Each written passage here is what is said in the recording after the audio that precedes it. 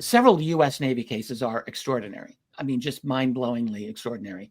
Most of these cases, not all, but most will come from a retired Navy guy who, like 20, 30 years after the fact, writes to some blog site and says, wasn't supposed to talk about this, but it's getting late in the game, and I just have to get this off my chest. And they will, sometimes anonymously, sometimes they'll give their name, depends. And they will tell their story, and they're very consistent. These stories are very consistent. But one that has blown my mind, this will go in the second volume, although I do a little write-up in the intro to this first volume, happened in 1971 in the, I think, just north of the Caribbean, possibly Bermuda Triangle. A lot of Bermuda Triangle cases. Yeah, anyway, this was the USS John F Kennedy aircraft carrier.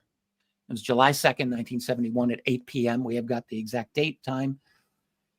We have the name of the man who reported it as well. And he was running communications on the JFK. So we're talking major U.S. aircraft carrier.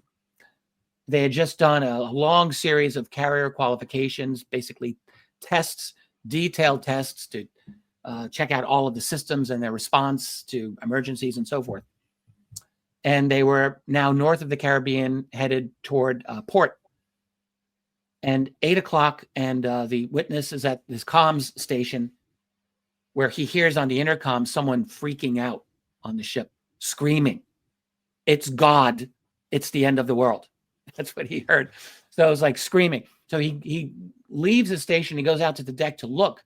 And now it's 8 o'clock at night, so it's dark, but he sees a glowing orb spherical object that's like orange, red, yellow colors glowing.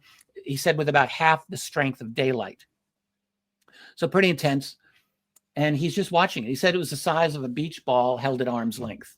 So fairly large. Yeah. And everyone's just going crazy on the ship. He's watching it for about half a minute before the ship goes to battle stations, general quarters. So he has to go back down to his communication station, and he doesn't see it ever again. The ship stays on general quarters for about roughly half an hour, during which time all communications were gibberish. So nothing was going in or out of the ship in terms of communication. So the ship was isolated and was not able to communicate. He implied that weapon systems were also inoperable during this. So they perhaps attempted to launch an aircraft or fire a weapon, or who knows. That did not happen. There's a little bit of an aftermath to this, where the ship's captain, a few days later, got on the loudspeaker and said, before we deboard, I just want to remind you all that certain things that happen aboard a U.S. Navy warship are not to be disseminated elsewhere. He wasn't specific, but the man writing it in said we all knew what he was talking about. Yeah. So that's 1971. And these glowing orbs, there's quite a few of those in the USO collection, as there are in aerial encounters. You get a lot of these orbs. But that was one that completely disabled a major United States aircraft carrier. And there are other such stories where U.S. aircraft carriers and also Soviet warships were equally disabled by these things.